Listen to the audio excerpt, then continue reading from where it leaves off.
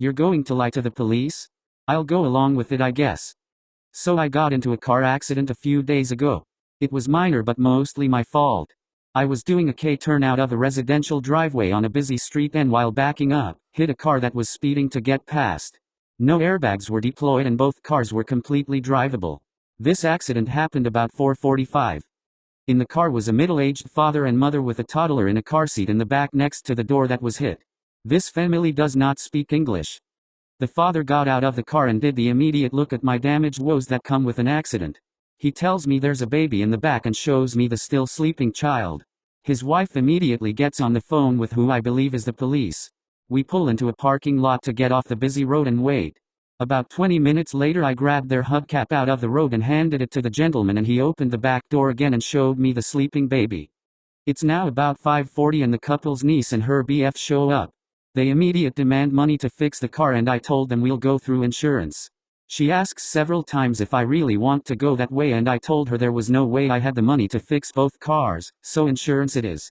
She proceeds to call the police at that point. The aunt was on the phone with her and not the police. Fine, I'll wait even longer for the police to come then. Around 6:15 the toddler finally wakes up and starts crying. It's now been asleep for at least an hour and a half and most likely is hungry.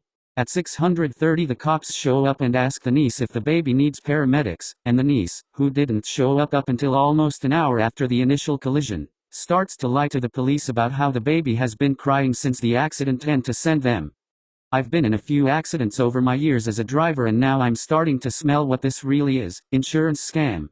I looked through my dash cam and was able to prove they sped through a red light right before the driveway where I turned from. When the cop came to ask me what happened I told him my side of the events and showed the dash cam proving the light was red in the direction they claimed to be coming from. For good measure I told the police that the baby only started crying about 15 minutes prior to when they got there. The niece started screaming that I was lying. I then told the police officer if what she says is true then I'd like to make a claim against them for child endangerment. They claim that baby was crying for the last 2 hours from the accident and never once did they call 911 for medical assistance. They called their niece to come here instead of emergency services and only asked for them after they were offered. The car seat also isn't center mounted like required by state law and should be cited.